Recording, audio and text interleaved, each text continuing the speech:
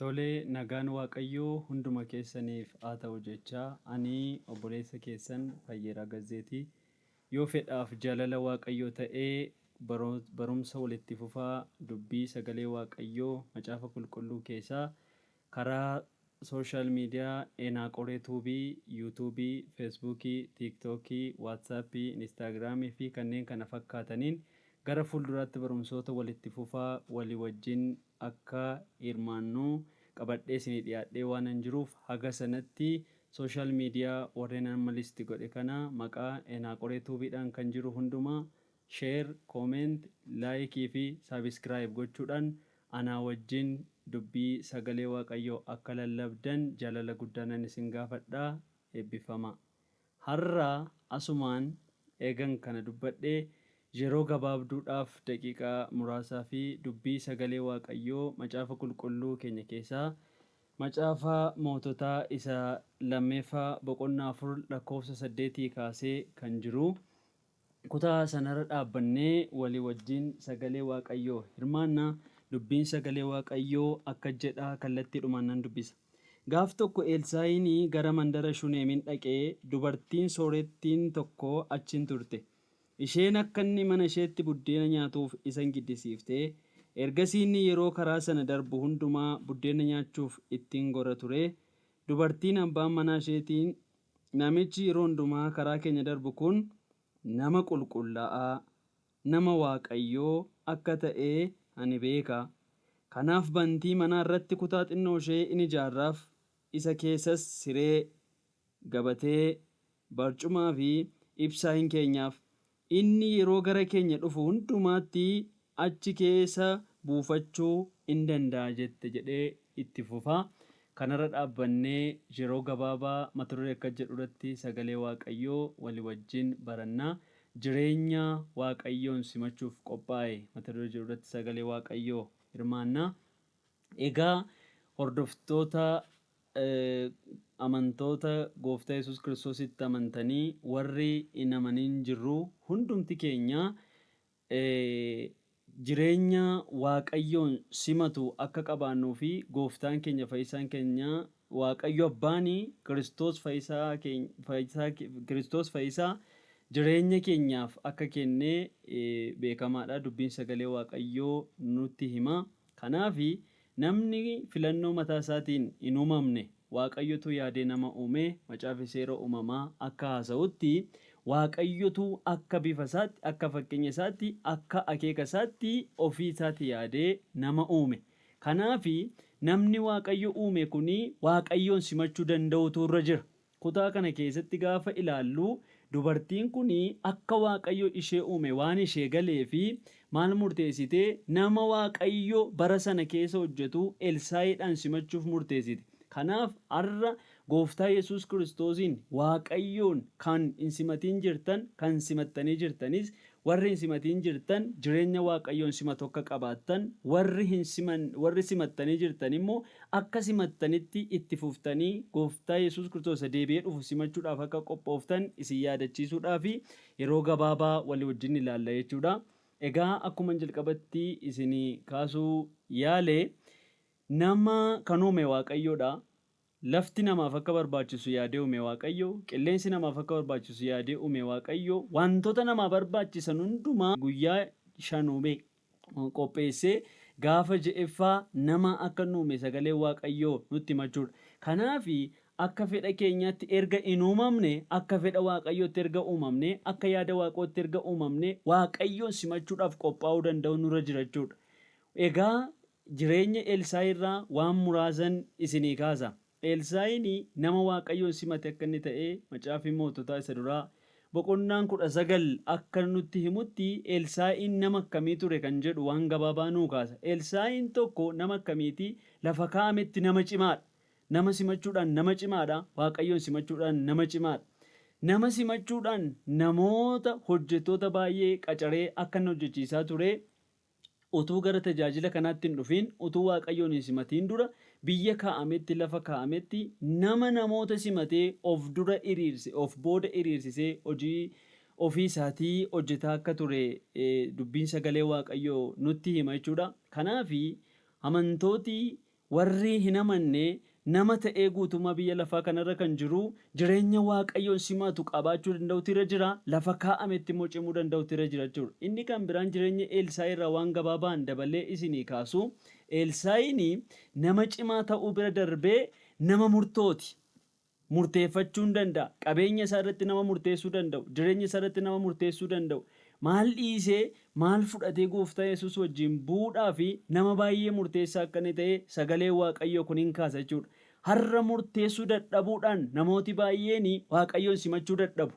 Qabeenya isaanii irratti murteessuu dadhabuudhaan, yeroo isaanii irratti murteessuu dadhabuudhaan, carraa isaanii kenname irratti murteessuu dadhabuudhaan namooti baay'een waaqayyoon simachuu dadhabu. Kanaaf namni kun qabeenya isaa irratti murteessee, beekumsa isaa irratti murteessee, waan bara sana keessatti qabu hundumaa irratti murteessee akka inni waaqayyoonis nama waaqayyoo simatee dubbiin sagalee waaqayyoo nutti agarsiisa jechuudha. Inni kan biraan jireenya Elsaayi irraa waan nu arginu nama holola bira darbee waaqayyo wajjin deemuu danda'udha. Hololli baay'ee irratti haasa'amaa ture. Raajonni kutata 50 nama kana booddee deebisuudhaa fi gooftaa waaqayyoon isa fayyisaa ta'e kana wajjin akka inni hin buune wanti isa gochaa ture baay'ee ture. Haa ta'u malee nami waaqayyoo kun gurra ittiin jira dhaggeeffatu hin qabaanne. Jarri silaa raajota dhaggeeffatamuu qabu. Garuu raajonni waaqayyoo gadi malee waaqayyoo ol miti waan ta'eef raajonni waan waaqayyoo itti kenne namoota biraan ga'u malee kallattiidhaan ofii isaanii waaqayyoo miti waan ta'eef raajota kana bira darbee waaqayyoon simachuu, yaada waaqayyoo simachuu bira ga'e Elsaayiin. Arrasii wantoota baay'ee dhageessanii, wantoota baay'ee ilaaltanii, wantoota baay'eedhaan dogoggortanii kan jirtan waan tokko dhaamsa tokkoon isinii dhaama. Nama ilaaluudhaan dogoggoruun booddee gaafa gooftaa Yesuus gara biyya lafaa kana dhufu sababii isa simachuu diduu keenyaaf isaa dhiyeessinu ta'uu hin danda'u waan ta'eef waan dhiisuun nurra jiru dhiifnee, waan lafa kaa'u nurra jiru lafa keenyee waaqayyoon simachuu danda'uutu nurra jira. Elsaa'iin qabeenya qabu hundumaa lafa kaa'ee, yeroo qabu hundumaa lafa kaa'ee, maatii isaa hundumaa lafa kaa'ee, holola kana hundumaa bira darbee nama waaqayyoon simachuu danda'edha. Har'a obboleessa koo, obboleettii koo, warri na dhaggeeffataa jirtan, waaqayyoon akka isin hin simanneef wanti gufuu isinitti ta'u maaltu jira laata? Wanti isin danqu maaltu jira laata? Wanti isinitti isu maaltu jira laata? Har'a dhaamsa tokkoon isinii qaba. Kottaa holola bira darbaati, haasaa bira darbaati, wantoota danqaa isinitti ta'u bira darbaati. Waaqayyoon simachuudhaaf garaa keessan qopheessaa. Waaqayyo isin argata. Haaleluuyaa. Waaqayyo baroota keessatti bineensota arguun dheebotu. Baroota keessatti bishaanota arguun dheebotu. Baroota keessatti qilleensa arguun dheebotu. Ilma namaa arguu dheebota. Nama akka bifaaf fakkeenya isaatti uume kana arguu dheebota. Akka waaqayyo nu dheebotu nus immoo waaqayyoon dheebochuu danda'uuti nurra jira. Kanaaf jireenya Elsaayi irraa wantoota kana fakkaatan argina. Inni kan biraan nama xiyyeeffannooti. Waan amanetti hin xiyyeeffata. Waan nama waaqayyo irraa dhagayetti hin xiyyeeffata. Sagalee waaqayyootti hin xiyyeeffata. Kanaaf yeroo waaqayyo isaa kenne akkuma Phaawulos Ximotewosiin gaafa gorsu kun yeroodha yeroo miti tuun jedhee itti hojjedhu jedhu yeroo waaqayyo isaa kenne waaqayyoon simachuudhaan itti hojjetee darbe. Bara jiraannetti warra waaqayyoon simachuudhaan yaada waaqayyoo galmaan ga'anii darban waaqayyoo nu haa taasisu. Egaa gara mata duree keenyaatti seensarratti kana ergan dubbadhee mata duree keenyaa akka jennee walii wajjin jalqabne jireenya waaqayyoon simachuuf qophaa'e qabaachuu waan jedhu irratti walii wajjin jalqabne. Egaa simachuu jechuun maal jechuudha? Simachuu jechuun kutaa kanarra dhaabannee gaafa hiiknu gatii xixiqqoo nu harka jiru baafnee gatii xixiqqoo madaalamuu danda'u, gatii xixiqqoo lakkaa'amuu danda'u, gatii xixiqqoo safaramuu danda'u nu harka jiru baafnee gatii guddaa maaliin madaalamuu hin dandeenye, eenyuun shallagamuu hin dandeenye harka ofii keessa galfachuudha simachuu jechuun. Yeroo xiqqoo qabnu investi goone, beekumsa xiqqoo qabnu akkasuma wantoota xixiqqoo waan nuyi qabnu hundumtuu xixiqqoodha. Waaqayyo wajjin gaafa wal madaalsifnu wanti nu qabnu hundumtuu xiqqoodha. Wanti nu beeknu hundumtuu xiqqoodha. Wanti nu dhageenye hundumtuu xiqqoodha. Wanti nu bira geenye hundumtuu xiqqoodha. Waan muraasa. Phaawulos namni waaqayyoo amma samii sadeffaatti ol ba'ee inni kun muraasa jedhe, waan bira ga'e muraasa jedhe. Maaliif hammi nu beennu waaqayyo amma nu beennu ga'a miti.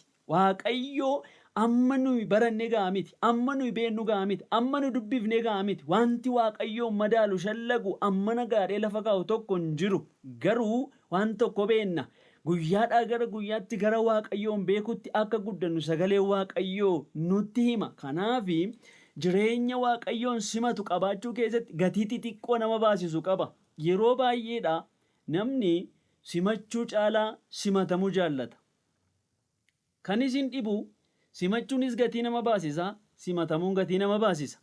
Fakkeenyaaf erga Phaawulos gara warra Filiphisiisitti caafee boqonnaa 2 yoo dubbiftanii Waaqayyo Abbaan Gooftaa Yesuus Kiristoos fayyisaa jireenya keenyaa isa ta'ee gara biyya lafaa kanatti erga murteessee gatii guguddaa ammana hin jedhamne mirga Waaqayyo Abbaatti qabu dhiisee Yesuus anaaf si simachuudhaan nu simachuudhaan gara biyya lafaa kana dhufe.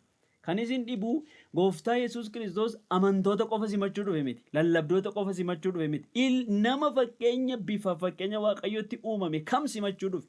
Har'as araarri Waaqayyoo, dhiifamni Waaqayyoo karaa Yesuus Kiristoosiin nama uumamee jiru, nama mammaatti dhalate, nama seechi dhalatu hundumaadhaa fi dhiifamii araarri Waaqayyoo Yesuus Kiristoos keessaan kaa'amee kennameera. Kanaaf Gooftaa Yesuus Kiristoos gatii guguddaa hammana hin jedhamne, hin shallagamneef, hin tilmaamamne kana dhiisee gara biyya lafaa dhufe.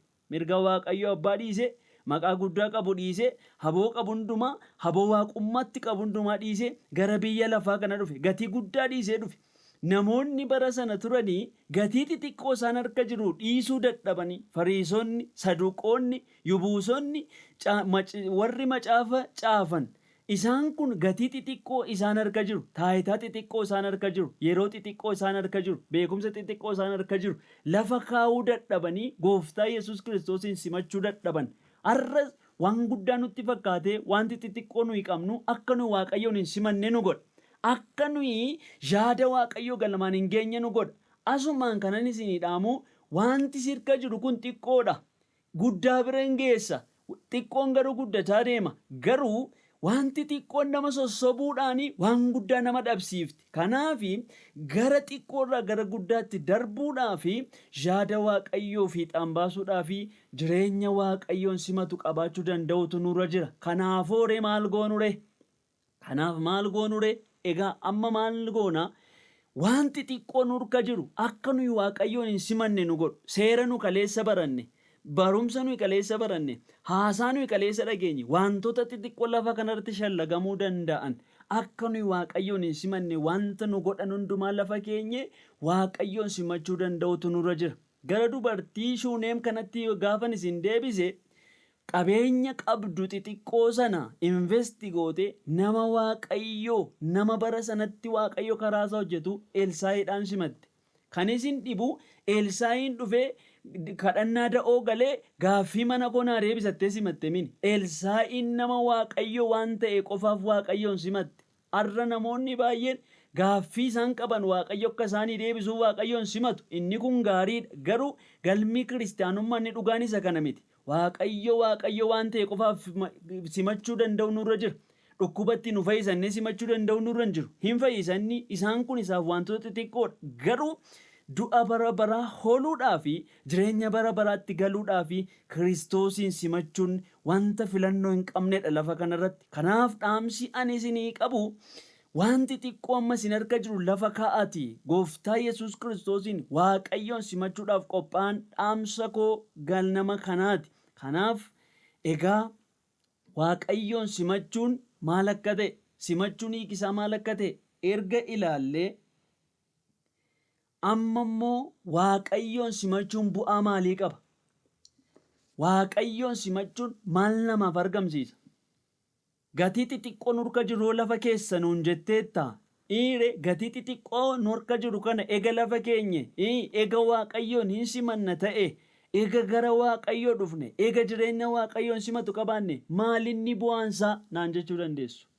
Bu'aansaa waan baay'eedha. Sababa yeroo korraa kan ka'e baay'ee deemuu hin danda'u har'a malee waan baay'eedha. Qabxoota hedduu ilaaluu dandeenya yoo Waaqayyo jedhe gara fuulduraatti. Tokko gaafa Waaqayyoon simannu isa jalqabaa gaaffii keessa keenya nyaate bara baay'ee lakkoobsisee Waaqayyo dhufee deebisee darba.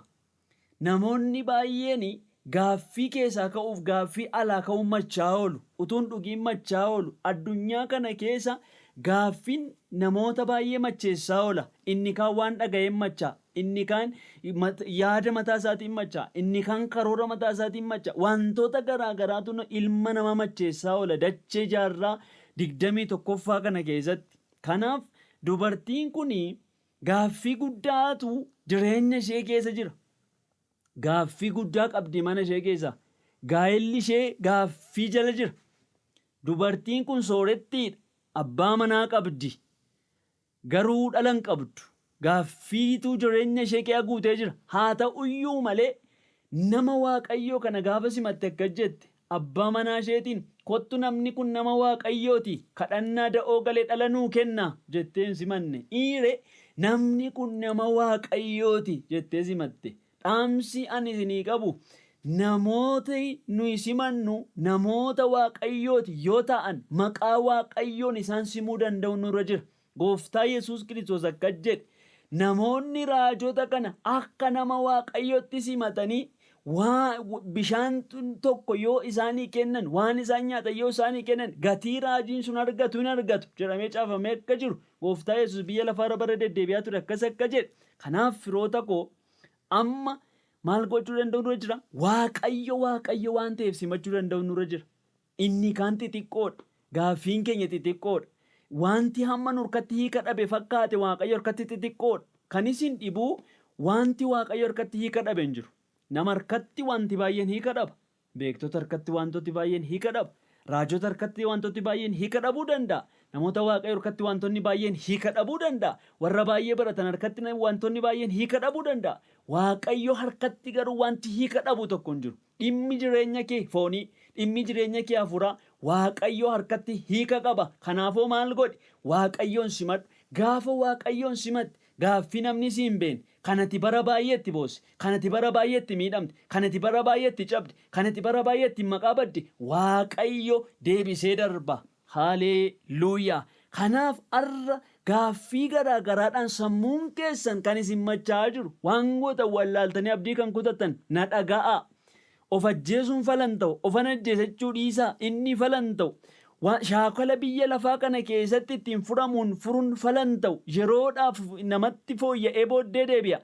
Inni dhumaa qorichi ittiin gaaffii keessa ofiitii fayyanii Yesuus Kiristoos ilma Waaqayyoo simachuudhaan isa simannee gaaffiin jireenya keenya hafuuraa, gaaffiin jireenya keenya foonii waan nu deebi'uuf bara lakkoofseera ta'uu danda'a. Eeyyee barri namatti lakkaa'a malee gooftaatti hin lakkaa'u. Gooftaan bara hin qabu. Utuu nuun uumamiin dura ture. Egaa nu uumamnee jira. Seechis itti fufee jiraata. Bara hin qabu gooftaan. Bara narratti lakkaa'eera seechi kun fala qabaa hin jedhiin. Umuriin koo dheerateera kun seechi fala qabaa hin jedhiin. Gaaffiin kun ulfaataadha kun seechi hin deebi'a hin jedhiin. Wanti gooftaa harkatti fala hin qabne hin jiru. Gaheen keenya maalidha? Isa simachuu qofaadha. Gaafa isa simannu Waaqayyo gaaffii keessa keenyaaf jireenya keenya wacu deebisee darba. Maqaan Waaqayyoo bara baraan haa eebbifamu. Inni kan biraan gaafa Waaqayyoon simannu maaltu ta'a? Isa jedhu isa jalqaba maal jenneerra gaaffii bara baay'ee lakkoofsisee fala hin qabu kan jedhame nuyyuu abdii kan itti kutanne isa kanaatu maal ta'a nuuf deebi'a jenne. Inni lammeeffaan gaafa Waaqayyoon simannu maal taana? Mallattoo ittiin Waaqayyo dhaloota bara nu jiraanne keessa ittiin barsiifatu taana. Haaleluuyaa. Maqaan Waaqayyoo bara baraan haa eebbifamu. Baroota keessatti Waaqayyo karaa garaagaraa dhaloota barsiisa. Karaa garaagaraa uumama harkasaa barsiisa. Karaa garaagaraa daa'imman hin barsiisa. Lallabdoota hin barsiisa. Tajaajiltoota hin barsiisa. Amantoota hin barsiisa. Kan isin dhibu karaa namoota qajeelos Waaqayyo namoota hin barsiisa. Karaa namoota qajeeloo hin taane Waaqayyo namoota hin barsiisa. Karaa namaa Waaqayyo nama hin barsiisa. Karaa uumamoota garaagaraa Waaqayyo nama hin barsiisa. Kan isin dhibu dubartiin kun bara sana keessatti bara beelli biyya macheessee jiru. Bara biyyi suni warra Sooriyaadhaan marfamtee beelaan dhaloonni baay'een amma mucaa isaanii qalanii nyaachuutti. amma udaan gugee nyaachuutti, amma mataa harree nyaachuutti bara isaan ga'an keessa dubartiin kun maal taate nama Waaqayyoo kana simattee jireenyi ishee maal ta'e dhalooti bara sana akka irraa baratan namoonni Waaqayyoon simatan maal akka isaan fakkaatan dhumi namoota Waaqayyoon simatanii maal akka inni ta'ee dubartii kanarraa barrachuudha. Obboleessa koo obboleettii koo har'a Waaqayyo sitti fayyadamuu barbaada. Karaa kee siin mana barumsaa godhee dhaloota barsiifachuu barbaada. Siin mana barumsaa godhee karaa kee fayyadamee uumamoota baay'ee barsiifachuu barbaada. Kanaaf dhaamsa tokkoon sii qaba galgala kana. Kottu Waaqayyoon simadhu. Laphee kee keessatti Waaqayyoon simadhu. Qalbii kee keessatti Waaqayyoon simadhu. Garaa kee keessatti Waaqayyoon simadhu. Waaqayyo nama ittiin inni dhaloota barsiifatu si taasisa. Maqaan Waaqayyoo bara baraan haa eebbifamu. Egaa gaafa Waaqayyoon simannu immoo maaltu ta'a? Iseedhuun waan tokko lama isinitti meedhaaf. Waaqayyoon gaafa simannu maaltu ta'a? Jireenya keenya irratti haareffamatu ta'a. Jireenyi keenya fooniin haareffama. Jireenyi keenya hafuuraan haareffama. Dubartiin kun du'aa mana keessee gara nama Waaqayyoo dhaqxe. Gaafa namni Waaqayyoo kun dhufee galu Waaqayyoon baatee waan inni jiruuf hin aare. Mana ishee isa gaddi ture gabba'ee gammachuutu ol gale. Isa boo'ichi mana ture gabba'ee kolfatu ol gale. Haaromsatu ta'a. Har'a kan amantan kan tajaajiltan na dhaggeeffadhaa. Waaqayyoon simadhaa. Sagalee Waaqayyoo simadhaa. Ilma Waaqayyoo simadhaa. Waaqayyo jireenya keessanitti haareffama hin godha. Maqaan Waaqayyoo bara baraan haa eebbifamu. Inni kan biraanii inni lammeeffaanii ani dubbadhee irratti dhaabu gaafa Waaqayyoon simannu maaltu ta'a? Waan galataan jalqabne galataan xumurra. Kan isin dhibu dubartiin kun gaafa ilmi ishee dhalatu galataan jalqabde. Gidduutti garuu ilmi ishee kun jalaa du'e.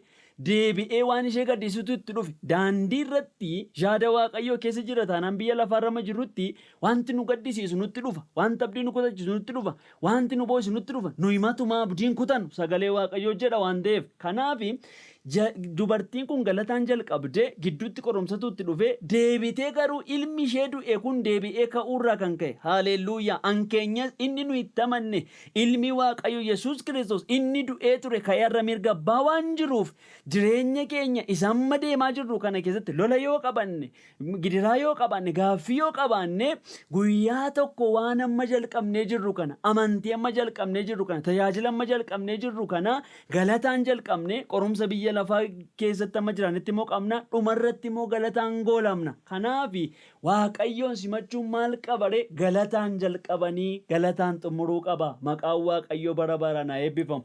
Gammachuun mootummaa Waaqayyoo keessa jiru biyya kamiin hin jiru. Biyyoota addunyaa irra lafaa kanarra jiran kamiyyoo maqaan haa dhooftan kamiyyoo fiddan gammachuu mootummaa Waaqayyoo qabu tokko hin qaban. Kanaafoo dhaamsi koo ni dhuma. Waaqayyoon simadhaa. Waaqayyo gammachuun jalqabdanii gammachuun akkasiin xumurtan hin taasisa. Waaqayyo isa dhageenye nuuf haa eebbisu. Yoo fedhaaf jaalala Waaqayyoo ta'e kutaa kan biraa irratti deebinee wal argina. Daqiiqaa tokko sagalee amma dhageenye kana irratti kadhannee waliin xumurra. Yaa Waaqayyoo waan nutti dubbatteef maqaan kee bara baraan haa eebbifamu. Na dhaga'aa na simadhaa jette yaa Waaqayyoo ani haareffaman gochuu barbaade jette isa amanuu irratti isa tajaajiluu irratti haareffaman gochuu barbaade na simadhaa jette laphee si simatu garaa si simatu jireenya si simatu nuu kennuudhaan maqaa Yesuus Kiristoosiin yaa Waaqayyo barakaa amne hundumaatti jireenya gammachuu qabuun jalqabne jireenya gammachuu qabuun akka xumurru karaa hafuura qulqulluu nu gargaari. Warri sin simatiin jiran biyya lafaa kanarra jiran sagalee kanaan yaa Waaqayyo gooftaa akkasii simatan laphee isaanii garaa isaanii qalbii isaanii tuttuquun kaasuun tochoosuun fedhaaf jaalala kennaaf haa ta'u. Kana gootee gara mootummaa keetti dhaloota waan dachaaftuuf maqaan kee bara baraan haa eebbifamu. Yeroo nuu kennite hundumaaf ulfaadhu. Maqaa isatti nu jaallate tokkicha kee Yesuus Kiristoosiif jettee abbaa ameen. Eebbifamaa Waaqayyo gooftaan isin haa eebbisu. Deebinee wal arginaa ulfaadhaa nagaan Waaqayyootiin.